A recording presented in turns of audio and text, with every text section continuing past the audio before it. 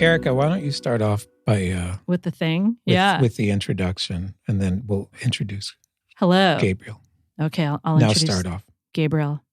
I know it sounds biblical when we say it like that.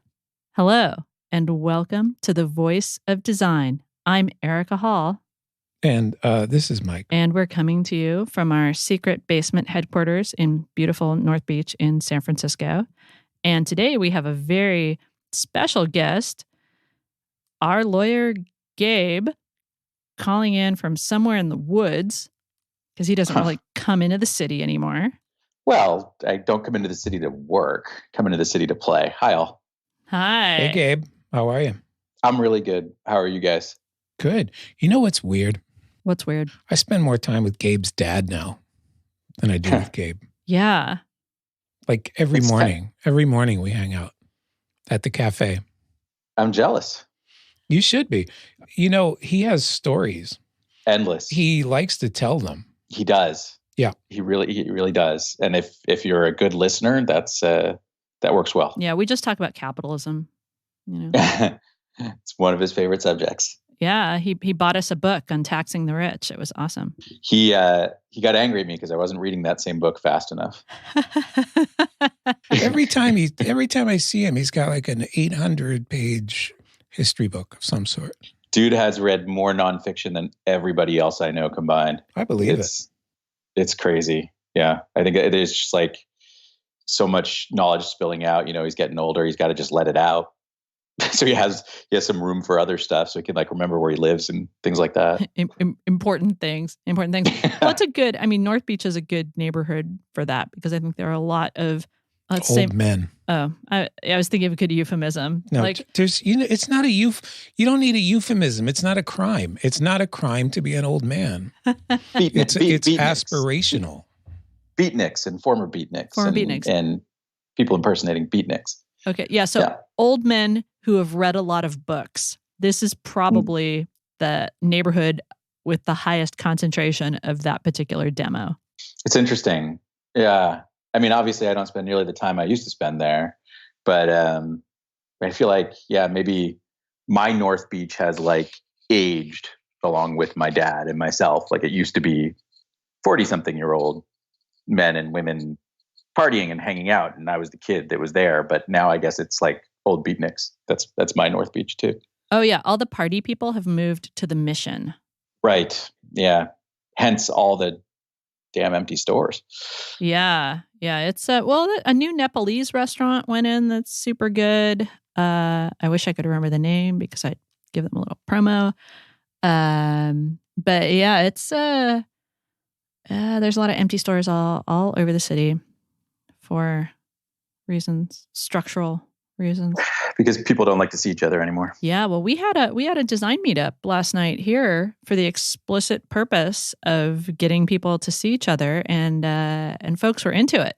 So we're trying. We're doing our part as San Francisco residents and members of the North Beach business community to encourage people to get together in person and eat out and go out to listen to live music together and go out to movies and do the things that make a city able to be a city. Yeah, for sure. That's good. And you guys certainly are. The reason we asked you to join us on our podcast, you were part of our old-timey podcast network, was because we want to talk about things that we think would be helpful for designers now to think about. And one of those things is negotiation, which is a part of design that doesn't get talked about enough because it's sort of terrifying for people because it's not taught. Like you as a lawyer, that's, I assume, something that people teach you in lawyer school. Lawyer school? Like lawyer school. Isn't that like from Richard Scarry? Like the pig goes to lawyer school? The pig goes to lawyer school. Okay. They don't, or at least they really didn't when I went back from 2000 to 2003 teach you. I mean, there might have been like an elective course to learn about negotiation, but the practice of law, at least for most people, definitely teaches you and makes you more comfortable with negotiation. That is for sure. That's weird because I figure that to me, that just seems like a big cornerstone of lawyering is negotiating. Yeah, you're absolutely right. And like, I can't honestly remember if there was an elective. I certainly didn't take it if there was, because I would have remembered that. Yeah, so it's probably one of those things you learn by doing. But I know a lot of people think that. I remember when we first decided to start a business, and we had some moments of very terrible like that was hard. The negotiating part was hard, and it seemed sort of mysterious. And then when we all started working together, then I think just going through like talking about contracts and talking about which things were more or less risky. It really was the doing of it and the talking about it and the trying different things and then doing something a little bit better or a little bit worse. And then it's just a thing that's a part of what you do when you're doing somewhat complicated business things, especially around services. Yeah, it's obviously, to phrase it a different way, I think maybe when we were chatting about this podcast, but like people don't like conflict, right? Hate it. Yeah. I mean, at least good, normal, non-psychotic people don't like conflict. Love conflict. I think the law draws people that don't mind it to a certain extent, but negotiations sort of inherently a conflict with people you're like about to form a relationship with. It's, a business relationship, but also, they're supposed to generally be friendly when you're working together to do something, or maybe, that's how people perceive it at least. So the fact that you kind of start that out with a conflict sort of ridden situation makes a lot of people have, I think rightfully, like some approach avoidance and really just fear that something's going to go wrong. Yeah. And I think it's not just that something's going to go wrong, but I think even just having those conversations where you have to talk about the fact that you have explicitly different interests going into something. And if things go south, you need a framework for resolving those if it really gets bad.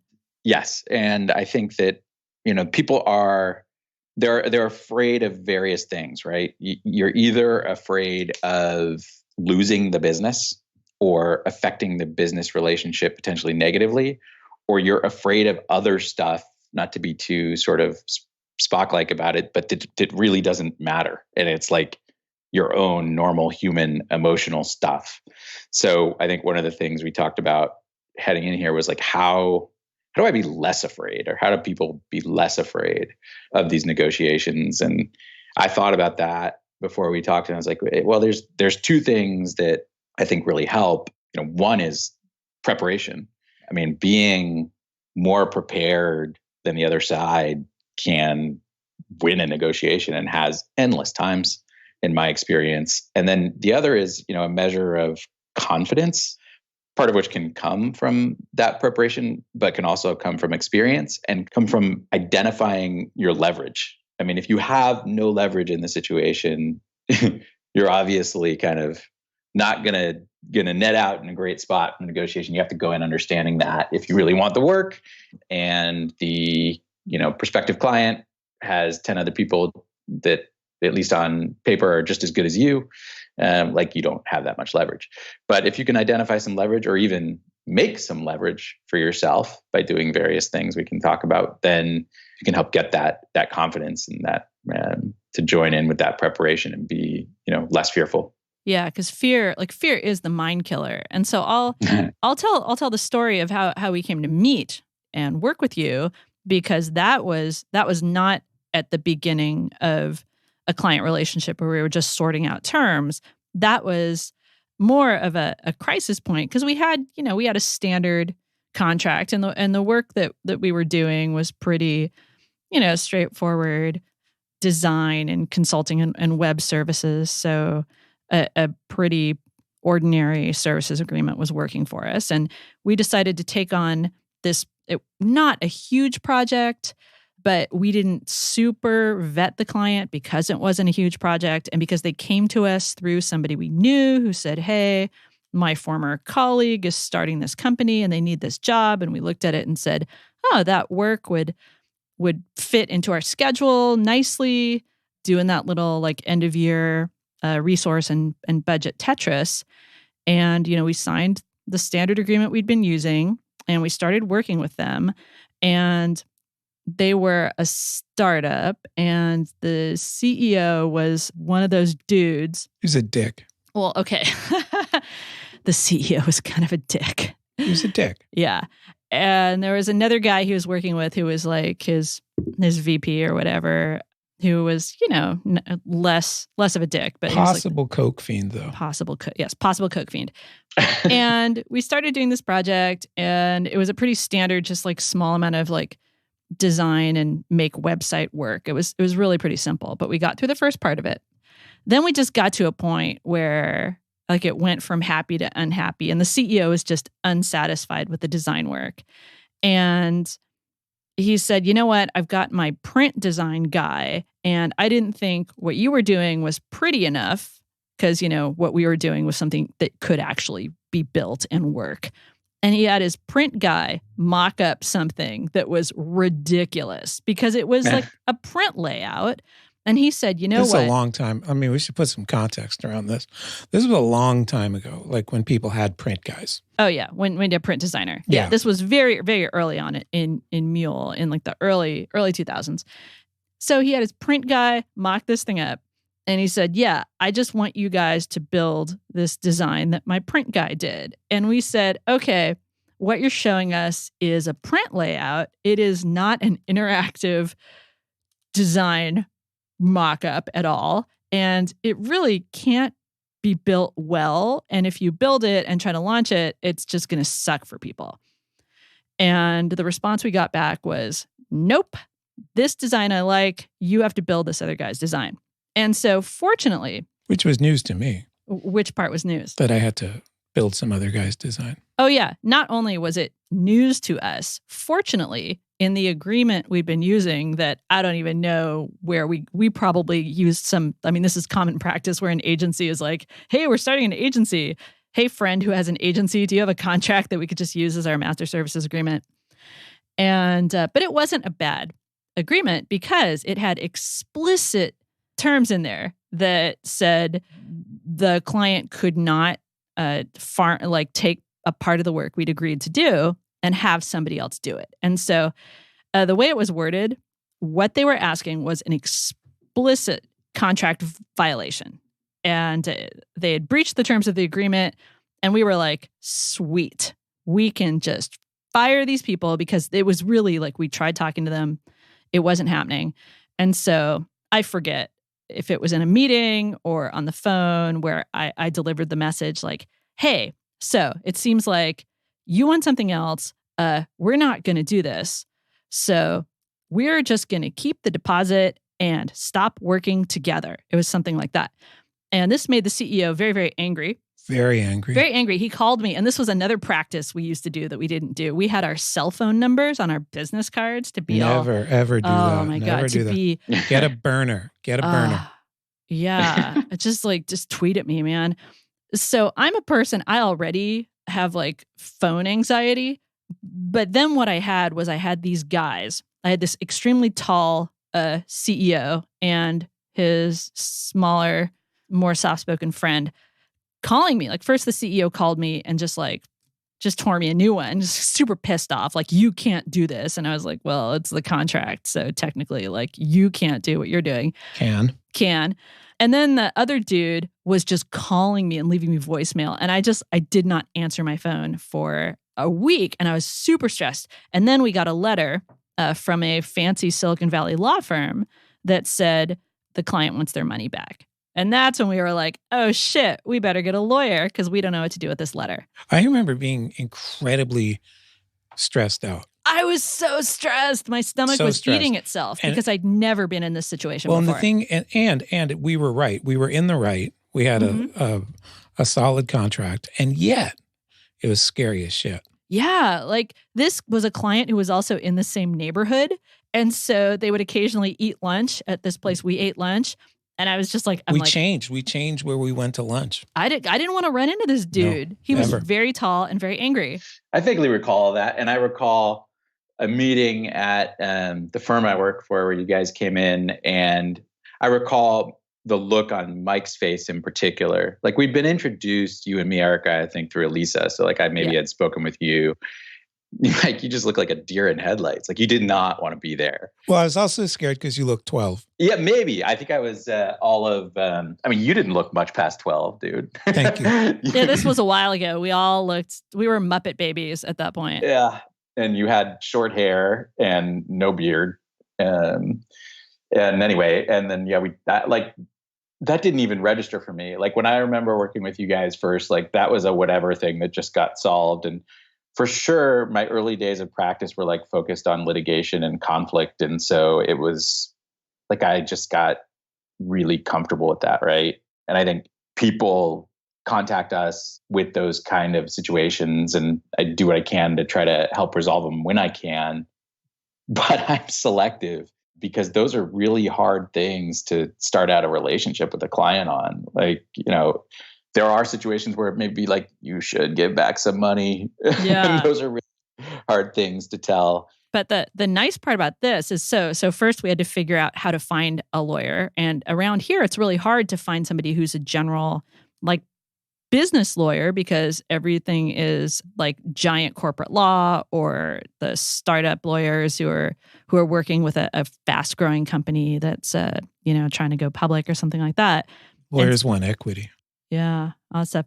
But so we asked around, and then we asked somebody who'd at least who'd been corporate counsel at a place where we'd worked before.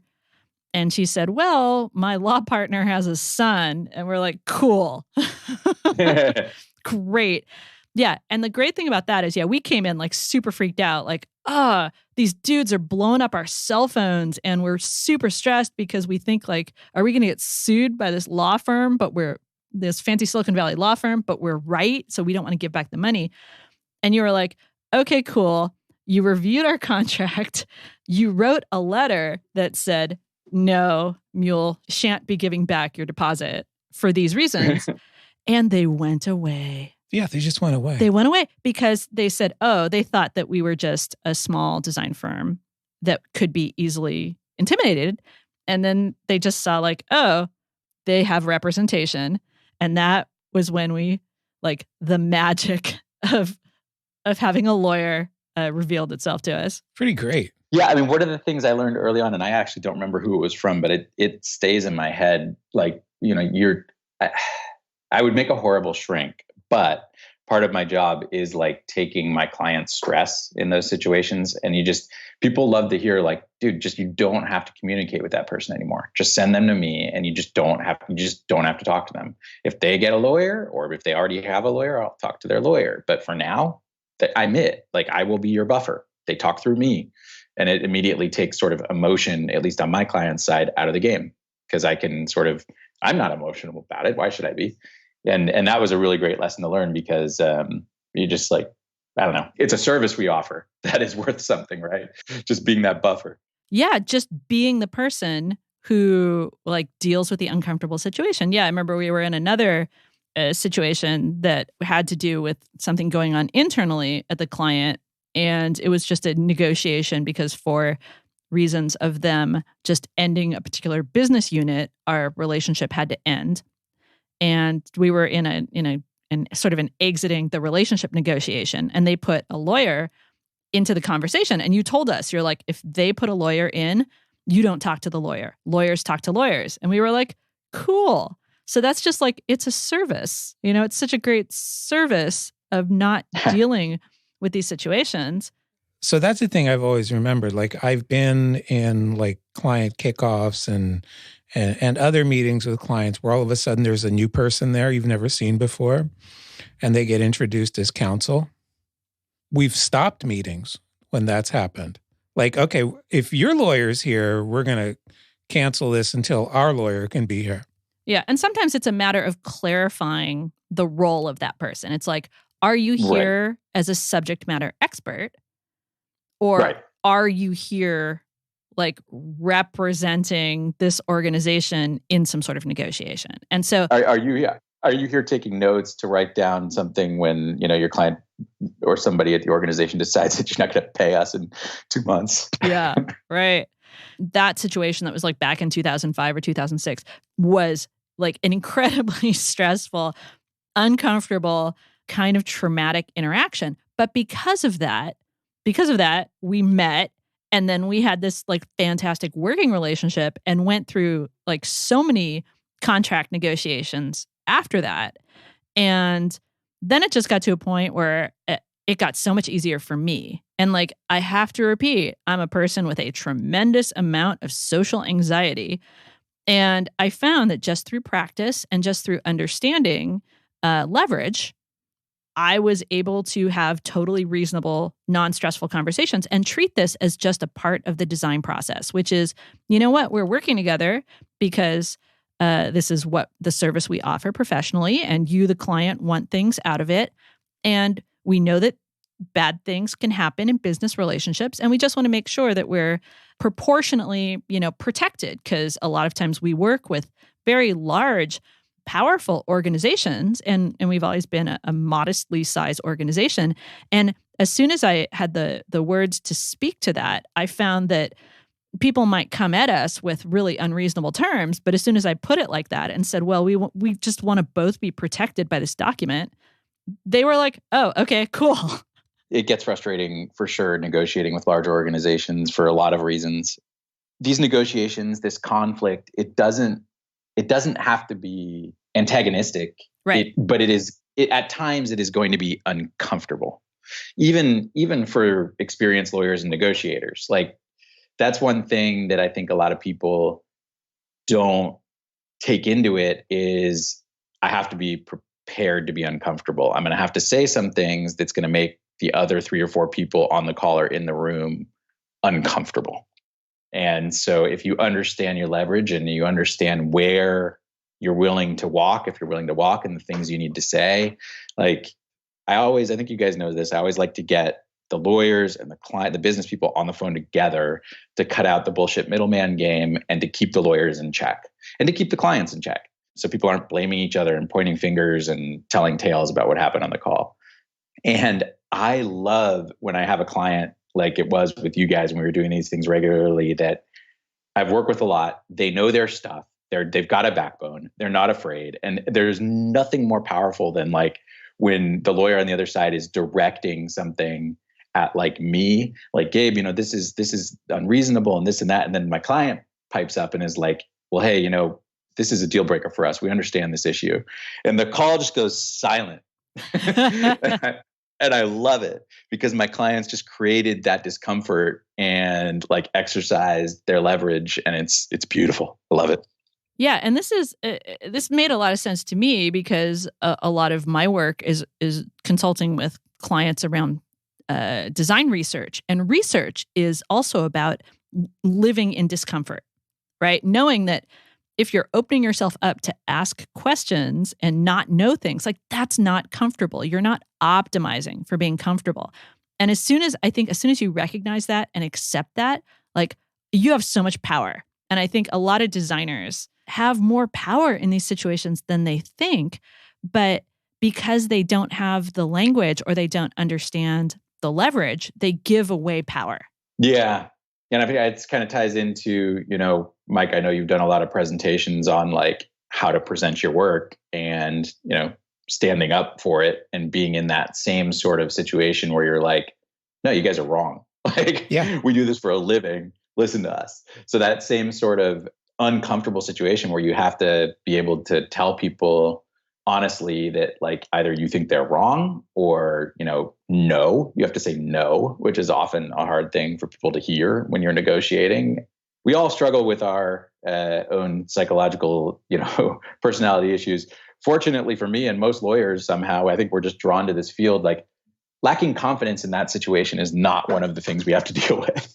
If you can't say no to somebody, this is not a field to be in. Yeah. I mean, right. Any sort of consulting where you're like trying to help somebody improve, you're going to have to, you're going to have to level with them. Like go make sandwiches. Sandwich making is a 100% yes and activity. Well, not in San Francisco. In San Francisco and like Portland and Austin, I think that the sandwich makers, they tell you, at least at the good shops, what you're getting. They get a little prescriptive about, no, we're only going to make you this. You only get the arugula. Well, those people should be designers then. Yes. Look, you guys came here for a good sandwich and we're fucking sandwich makers. So we're going to make your sandwich. Honestly, if I went to a sandwich maker and somebody said that to me, I'd be like, do it. Do it. Yeah, Make me You're the right. best sandwich I've ever had. If you are so confident that you are going to make a fantastic sandwich, I am dying to eat it. Yep. And that's the attitude I want from a designer. That's right. It would be professionally irresponsible for me to make the sandwich you requested. You know, I'm loving the confidence. Make the sandwich. Yep. Yeah, and what I found going through this process with you, Gabe, was that once I got past the fear stuff, and once I got past the what if I'm, because I think one of the fears is the under preparation of I'm going to be caught out and I'm not going to be prepared for this situation. And once we've done it, then it does actually get fun in the sense of, especially because the times it gets fun are when we'd be dealing with a large organization and there'd be some like corporate counsel who thought very highly of themselves. And this is a thing you said to me, Gabe, that was really helpful. You said their job, an internal, like a corporate counsel, their job is to say no.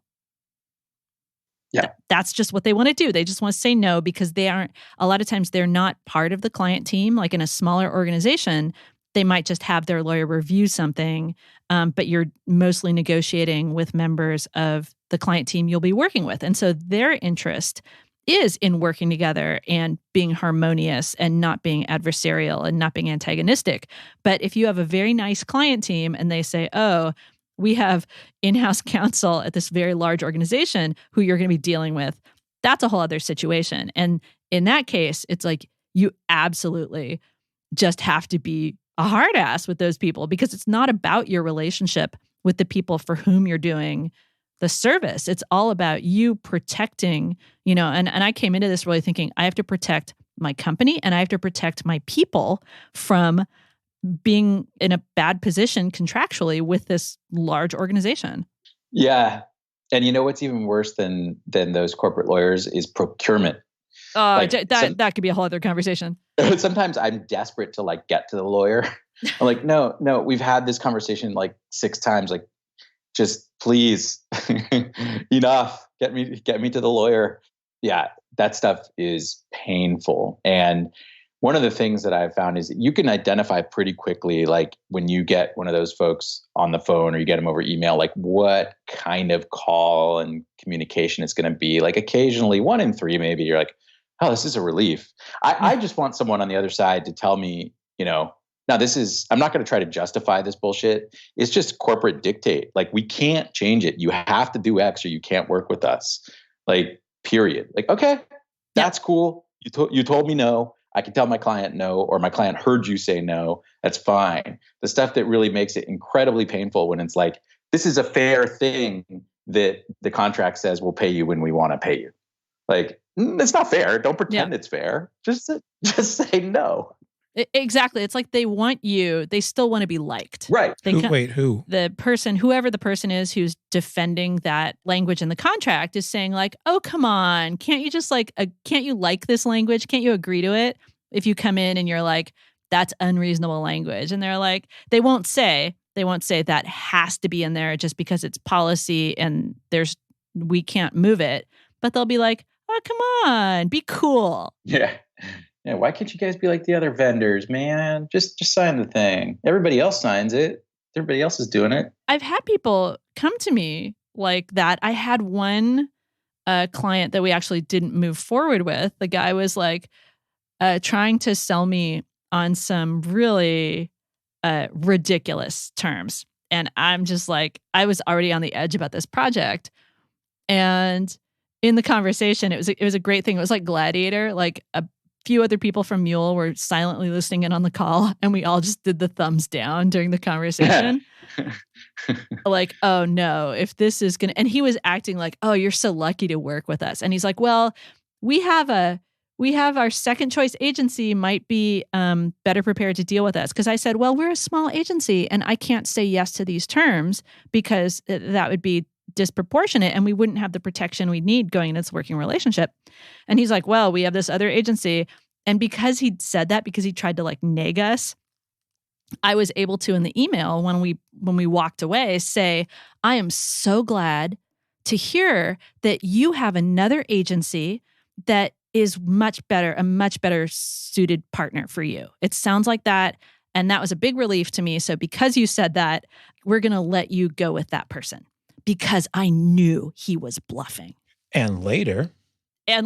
Yeah. So then a week later. They came back big. No. It's better. A friend in another agency forwarded us an email of them looking for a designer. Yeah. There really is like a lot of power in no. I don't ever sort of say this to clients really, unless they're totally willing to lose the work. But it's like, just say no and see what happens. If you're not willing to lose the work, you can't negotiate. Right. But for me, it's a delicate dance, right? I don't want to be the reason the client loses the work. That's got to be their decision. I'm the mouthpiece. Right. But I love it when a client is willing to say no. And it's like, then you just watch what happens on the other side. And it's like, you've just won the battle and the other side is still squirming and trying to figure out a way to preserve their life. And you've just got the sword hanging over their head.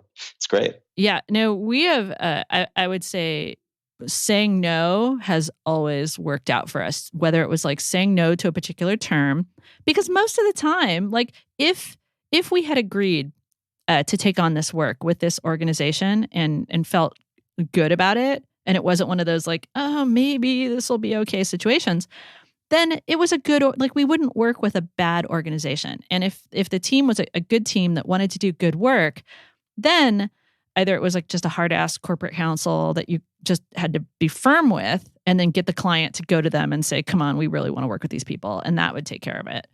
Or in a lot of cases, once I explained my reasoning, they would totally back off. They'd be like, oh, okay, we get why you would want to modify that language. Yeah. And so, yeah, a lot of it just really is practice. And like everything in design is sales, including negotiating, because you want to sell people on your position. Oh, yeah. I mean, the negotiating leverage with particularly sought after designers, consultants, agencies, developers is always there. I mean, you can just feel it in the background, like when somebody really wants one of my clients. Mm-hmm. That's another reason why I really like to get the business folks at the organization as high up. My advice to my clients is like as high up as you can get somebody on that call in marketing or whatever it is that you need to get, technology, get them on the call, because that person can shut the lawyer down and just be like, 9 times out of 10, that person's like, no, we really want to work with them. Like, let's find a way. And because the lawyer or the procurement person, like, I got to run this up the chain to only our CFO can make that change. Only our, insurance. Well, then go fucking ask them. We already asked for it. Why haven't you asked them already? And so you get like a business person who wants to get the damn project started online, and they're like annoyed that procurement or the lawyer hasn't asked the CFO or the insurance department already. And it's just, that's a great thing when that works out too. Right. Yeah. And the thing that I always appreciated about working with you was how clearly you explained the options, because this was, I would say, one of the surprising things going into it, right? When you're like, oh, I don't know much about contract negotiation or business law. And you go into it and you realize how much of it, like you expect it to be black and white. Like, oh, this is the right choice, the wrong choice. And we'd talk about these things and you're like, well, you could do this and maybe one of these things would happen and you'd be exposed in these ways, or you could do this other thing and this is the upside and the downside. And so often there isn't one right answer. It's all just assessing risk. Yeah, it's your tolerance for risk and versus the reward of the business that you're getting. And yeah, we try. I mean, I do that for sure. And the people I work with really try to do that too. We advertise it as education because we'd like to work with people over a long period of time. Like, we don't want to just work with somebody once and be done. So we try to foster that type of relationship with our clients. And so over time, if it's somebody coming along who's like, we have a lot of negotiations and we want to use you guys for them. We don't have in-house counsel. We're way too small for that, but we want lawyers to protect us. It's like, okay, so the first couple, if you haven't worked with lawyers much to do these sort of things, might be a little painful. But as we get more familiar with one another and as you learn what these things are, you're like, I don't give a fuck about that. You can give them that. And then I learn, great. client X doesn't give a fuck about that. Like I can give that up. I know that it's in the hard drive. Like they don't care. Yeah, because you'll warn about those things initially. You'll be like, I don't know if you're gonna expose yourself to some risk here. Yeah. Yeah. And client's like, yep, don't care. Yep, I'm cool. Risk is good. I'm like, great. Risk is good. You just want to get paid. This is the client that just wants to get paid. Yeah. Like, can totally respect that. We'll work on that. Yeah, because sometimes it's like, yeah, I'm going into this, but the key is going to it with your eyes open, knowing what risk you're taking on, not just like, oh, I don't want to press. Because I'd say the other lesson is there's the contracts, and I've talked to designers who have a few different positions with contracts. One, it's like, oops, what contract, and they get in a bad position because of that. And I'd say another one is just not asking for things because you think, oh, I'm providing a service, so I just need to acquiesce and need to say yes. Because what you find is that when you're clear about why you need certain things, you will get the things a lot of the times. You'll find that, oh, there's no real reason for this. Because a lot of times the standard contract, like that you're presented with, the person who presents the contract, it's going to be like how sometimes in design, people have said, well, put in something for the client to take out, so they can feel that they've taken something out. Right. And so then they'll agree to all the stuff that you care about. I feel like contracts are often the same way, where if you're going with your contract, you'll be like, well, here's everything we hope you agree to. And then there'll be the things that you will or won't budge on. And so it's cool to go in and be like, yeah, we want something else for this reason. Yeah, they don't know what's in there half the time. Yeah, it's very true. And you're like, oh, sometimes you hear, oh, I just started working here a few months ago. I'm still not, I got to figure out, who's responsible for that part of the contract. And that person left 15 years ago. Right. You can, in some of these forums, you're like, why is this section in different font? Like, because somebody wrote it 4 years or 4 months after the rest of the contract was written. Yeah. It can be frustrating. So if you have sort of knowledge about this, which you can gain through an attorney or you can gain through your own experience or both, that's one thing, right? And then if you have confidence, that's another. I wanted to plug my partner's book. Go for it. A few years ago, Josh wrote a book about negotiating inbound service agreements. So like those monsters that come from the companies, primarily for designers and the types of clients that we serve. It's remarkably inexpensive digital ebook. I think you can get it from our site, matchstick.legal. And it's a good resource. I mean, I'm plugging it because it's a good resource. And I think, clients who want it from us generally can get it and they sign up for like a standard master services agreement or something. But I think he demystifies stuff. Josh is a really good writer. And I think he demystifies stuff well there in a way that, I can do it sort of verbally, but I've certainly never put pen to paper to try to do it in the way that he has there. Yeah.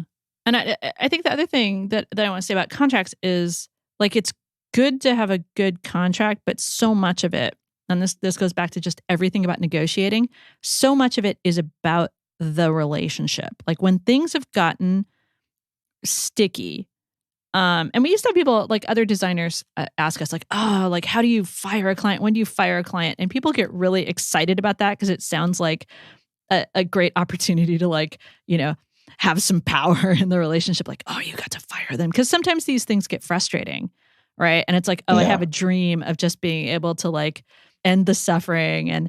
But the key is whatever's in the contract, it's the leverage you have from having a good relationship with your client or whoever you're working with, whether or not it's a client services relationship. It's so much of negotiating is also that relationship. Like you said, if you have a good relationship with the chief marketing officer, like they can go make things okay with the lawyer. It is about understanding like the power dynamic with the people you're working with and being just very conscious about how you have relationships with people, because a lot of times whatever's written down in the contract is far, far less powerful if you have to actually do a contract thing than using those relationship biscuits you've built up to be like, hey, like we know that we have an agreement for getting paid 30 days. Could you do net 15? That would be awesome. Or, we know that in our agreement, we said we'd deliver this set of things, but working together, we found that this other set of things will actually serve your goals better. And that is so much more effective and powerful than if you have to really go. Like, it's a last resort, as far as I'm concerned, to have to go and point at the contract. Yeah. I mean, if you're doing this right, the contract never comes up again. Yep. You work through it, you dot your I's, you cross your T's, everybody signs it, and it's there. And then you bury it in the ground and hopefully never have to dig it up. Totally. Absolutely. Relevant to negotiation, you can start working that in the beginning. Like, I have a client that I do dozens of contracts with. I mean, it's just lots of contracts, almost always one going.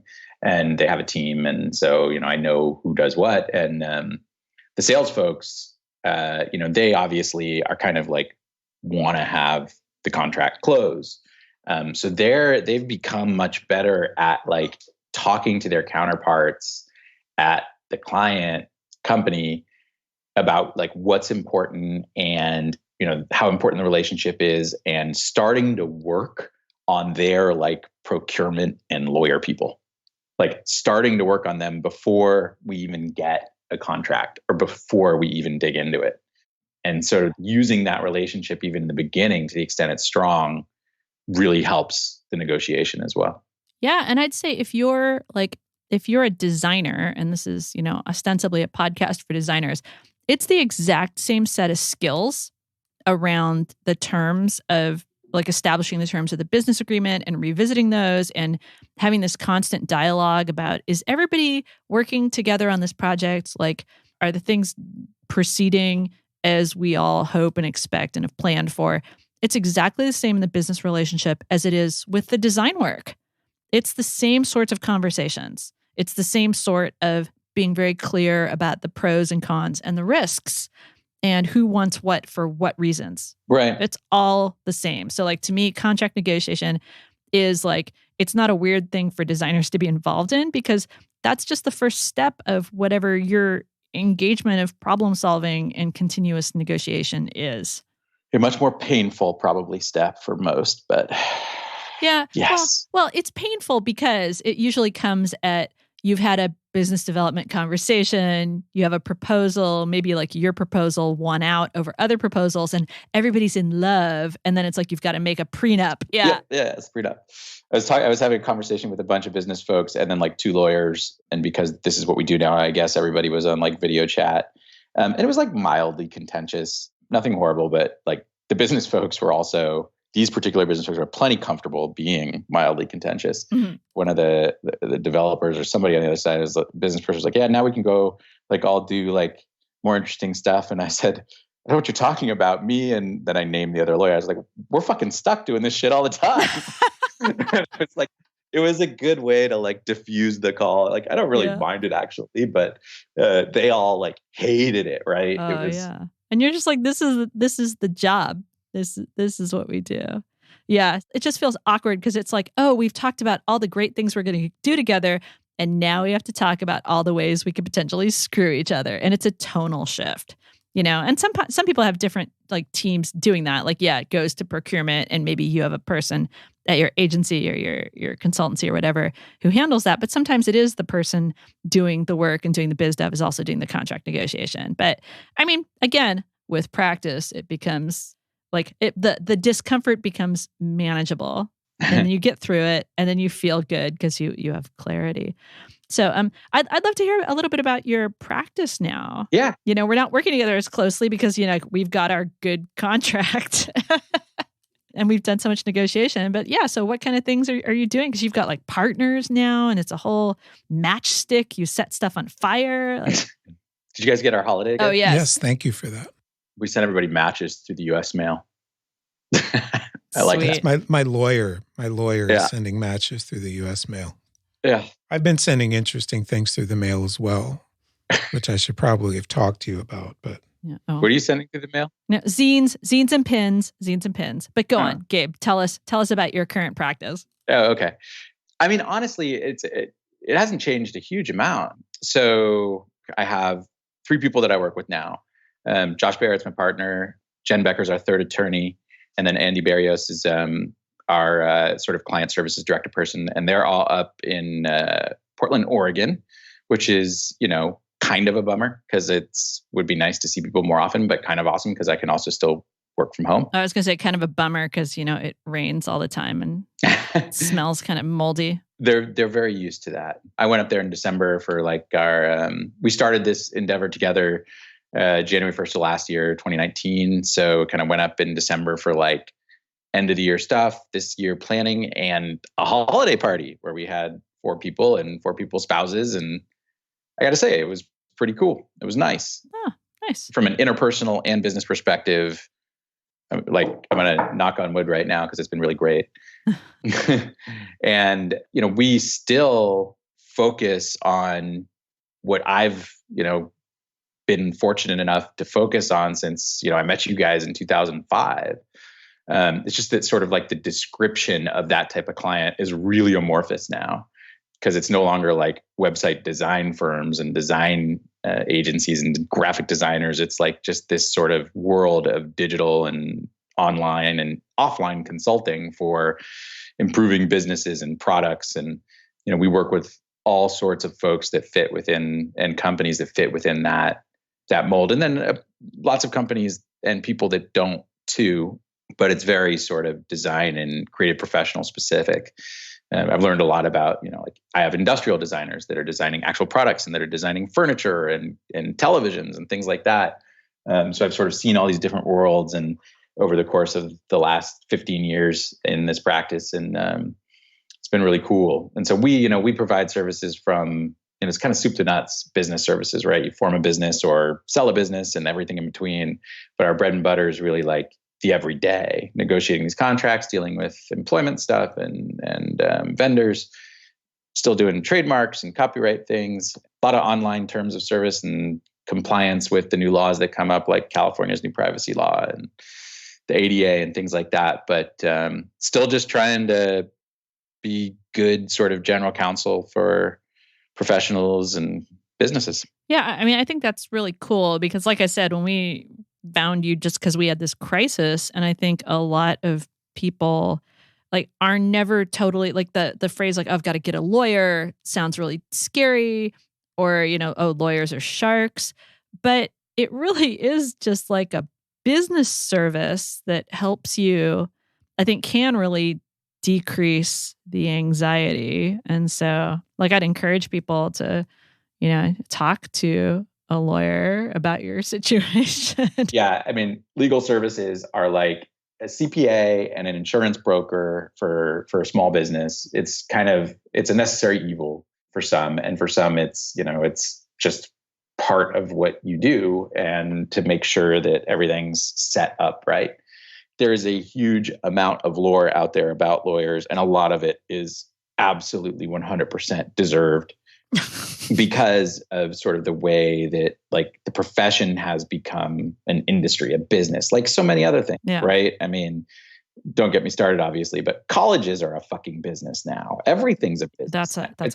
It's all about generating revenue. And so the good news is for a lawyer's perspective is like 90% of us are still small, medium-sized firms. Like, it's there's only a very few amount of lawyers that are at those gargantuan money generating places. Yeah. For our part, I think like I'm really grateful to that dick who threatened to sue us because I think because of our working relationship, that really enabled us to take on work with very large, complex organizations and protect ourselves. We should like send him a bouquet or something. Oh God, no, God, I never want to I think send him a bag of dicks on fire. Dicks on fire. Thank you. Your thank you bag of dicks. A horse's head. We actually have a plushy horse's head for reasons here in the office, like life size. But yeah, but because of that, then we were able to really be in a good position to take on work with organizations that are much larger and in some respects have like could crush us somehow, but go into it feeling good about the relationship and feeling like we were in a good position to negotiate. And I think that made us better it made us able to do more interesting things. And and now it's like, it's rare when I have to negotiate a contract anymore. It's part of the process. Yeah. I mean, negotiation, I mean, people seem to think of negotiation as something's gone wrong. If I'm negotiating, something's wrong. And I mean, the way that we trained ourselves to look at it is, if you're bidding on something and you give somebody a price and they say you get an immediate no, you priced it too high. If you get an immediate yes, you priced it too low. If they want to negotiate, you priced it right. Yeah. Yeah. If they want to negotiate about little things, you're really in the right ballpark. Because really, I mean, the way to look at it, it's the same way that you should always be researching, right? You should always be looking at the world around you and understanding why things are as they are, and always having curiosity around the world, like whatever sort of work you're doing. I think you're always negotiating, because if you don't go in every situation thinking about, oh, what do I want to get out of this situation? What do the other people want to get out of this situation? Like, not in a devious way, but just being attuned to that, I think, is just a good life skill. Also, everybody here has a job to do, and those jobs don't match up. Right. My job, I mean, let's say everybody wants the project to work well. The common goal, fantastic. You're starting from a great place. But my job, as the person representing the design studio, is to get paid as much as humanly possible. The client's job is to pay me as little as humanly possible. So negotiating where to meet in the middle Yes. is the right thing to do.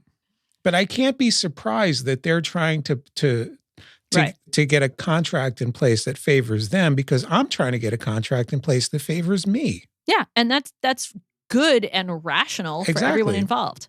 You know what I think about a lot? Like, we should have like a part 2 of this that is, I don't know if you guys ever just provide, just like, we're going to pontificate because we have a podcast. I do think it's pretty uniquely American. Like, I'm not that well-traveled, but I'm well-traveled enough to say that it's not just uniquely American. It's sort of like, it's not my culture. I know it's not like where you come from, Mike. It's a cultural thing. Like, people they can't argue. It's like impolite, right? And from where I come from and my family, like, it's fucking required. Like, arguing is just what you do, and you're not like upset with each other out after it. You just do it. And then but so many people I encounter in the world, and again, particularly in our country, they don't want to argue. And if you do argue, and it's all amplified, of course, by this one hit, quick zero-sum game thing going on social media, but like, it's like World War III, that you like disagree about something. It's like, nah, we got to argue to talk about it and flesh out these differences and figure out what the real truth is. That's what I figured like round 2 of this podcast should be. Let's talk about how people should fucking talk to each other. Oh my God. Yeah. We should totally have that conversation. When I was a kid and I'd go to a store or to a market with my grandmother in the old country, when she saw a price for something, that was just the point at which she'd start arguing. It was a suggestion. It was a suggestion. Yeah. Oh, so they're trying to get this much. Yeah. That's fine. Here's what I'm willing to pay, and now we're going to argue for 10 minutes. Right. And then what the other thing I noticed is after they'd come to an agreement, they would then sit there and talk about each other's families for 15 minutes. Right. Yeah, it's all, yeah. So we have the thing that we argue about, and then, hey, let's have pleasantries. I think it's a bit of like, it's definitely built into like the Jewish culture. I'd say to a certain extent, I have observed it's built into like the Catholic culture, and then just sort of the immigrant culture, people who come from other places, because again, it's this uniquely American thing where, whoa, you don't disagree with family. You don't disagree with friends. It's like, fuck, of course you do. Anyway. I mean, I being in North Beach now, I spend my mornings, sitting in front of Cafe Trieste. Arguing with your dad. And everybody sitting out there is arguing. Yeah. They all agree with each other. Right. But God damn it, that's not going to keep them from having a good argument. That's right. The argument is the thing. Yeah, well, yeah. And I want to make sure I say one more thing for people listening who might be conflict averse here, or who might want to try to avoid these awkward situations of negotiating these contract points.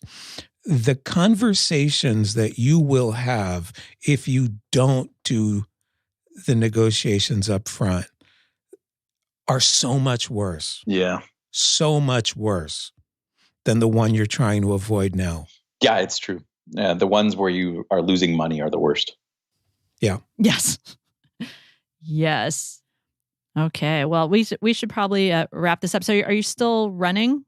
So I did that little streak, that holiday streak. Yeah. And then, in all honesty, I have not run since then. I've been going to my gym like 4 times a week, doing the, I almost don't want to say it, but like the CrossFit workout. You're on the CrossFit? You're on the CrossFit? Are Yeah, you on the paleo too? I've been doing it 5 years. Like I can't hide from it. But yeah, I've been doing that 4 days a week. And it's, by the way, keeping me for our sane. listeners, Gabe is incredibly ripped. Yeah. He's so ripped now. I'm ripped. He's swole. I'm swole, bro. He's so swole. Okay, so you're doing the CrossFit in the box. Is that what they call it? You know, we're getting old. I had this damn hip thing, and like when I was running every day, I just kind of ignored it because that's no good. Like I'm going to run every day. Yeah, it wasn't brilliant, but it wasn't getting worse. It was just staying there, and then it kind of got better as I stopped running, and I was doing a lot of running on concrete and stuff because I was just like, oh, got to go get my 3 miles right out of the building, Mm-hmm. and that does not agree with me, and so I need to like take the time, drive over to somewhere where there's dirt. How about you? You running? Yeah, somewhat. I think I want to train for another. It's been a while since I've done a try, and now I'm swimming at the big pool, and the weather's been bad, so I've been riding my bike. But I'm starting to try to get the running back in. But it's just like it's like 5 miles a few times a week now. It's good. But I think streaks are bad because what I've found when I've been training for things is the rest time. Like when I come back from rest, I'm doing so much better. Like I've had times where I've had to travel for work and haven't been able to do a thing, like haven't been swimming or haven't been running. And I go back to it and I'm faster and stronger. So yeah, no doubt. Rest is super important component and streaks are stupid. By the way, we have 3 listeners left. Oh man, but Gabe and I used to have a podcast where all we talked about was exactly this. Like for those who don't know. Law and running. What was it called? Running from the Law. Running from the Law. Might still be out there. Yeah, Running from the Law. Is it still up there? I don't know. It was a few years ago. It was before, Gabe moved away. Oh yeah. No, actually we stopped it, I think, when I was still in the city. Maybe not. I don't know. Whatever. I think it was like having a kid or something. You had other things to do, or we just like run out of every possible dimension of endurance, fitness, and business law combo conversations we could have. I mean, after the episode on nip guards. Yeah. That was my favorite episode. Okay, well, I'll see if I can find it. You're a bleeder, right? Oh, fuck yeah. Yeah. I got it. See, now this is good radio. Yeah. Right now. I'm chesty. What? I'm chesty. Like, Oh my God, were you about to describe your areolas? So we'll see if we can dig it up and we'll don't dig that up. We'll link to the episode where we can hear all about. I'm so Gabe's glad this is radio right now. Bloody nipples. No. Yeah, and not video, not a visual. Yeah, Mike. I mean, you're like sharing pictures of your feet and stuff. Feet. I mean, Jesus. You know who got me a good podiatrist? I do. Yeah. Yeah. Oh, he's got to have a new knee put in. I know. Oh God, like we don't talk about that an hour a day. Today's conversation shows I'm planning to watch while I'm laid up, rehabilitating my knee. Right. Yeah. He's got to figure out things to read, consume voraciously.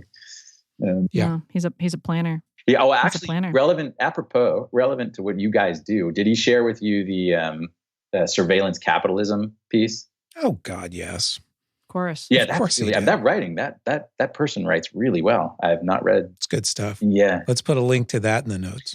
It got me thinking about your, most recent work, Mike, and how badly you all fucked up the internet. We did. We did. We totally, and I mean we, including me, we totally fucked up the internet. Yeah. No, I do not blame you. How old is your daughter now? My dad, 71. No, your daughter. Oh, my daughter's 6. 6. On behalf of my generation, I would like to apologize to your daughter and her generation on how we have completely fucked up the world for her. Well, she very much likes to be able to watch on-demand television on her iPad. So she's Cool. But the breathing, the being able to air. breathe.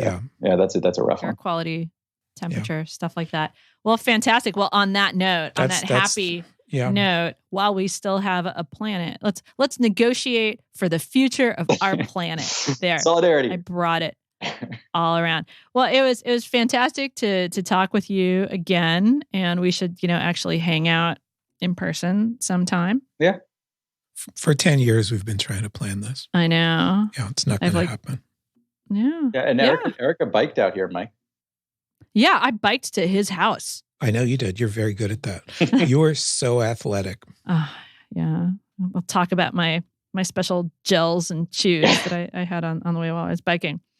Well, fantastic. So we'll wrap up this episode of The Voice of Design. Remember, negotiate on behalf of yourself because other people won't. And we'll link to all the stuff in the notes. And remember, you can follow us on Twitter, VODROCKS, VOD_ROCKS. And please tell your friends to listen and, rate us if you can rate us and just feel free to write to us and tell us we're awesome too. All right. Thanks, everybody, for listening. Thanks, Gabe. Yeah, thank you guys for having me. Always a pleasure. Bye, everybody. Lawyer on.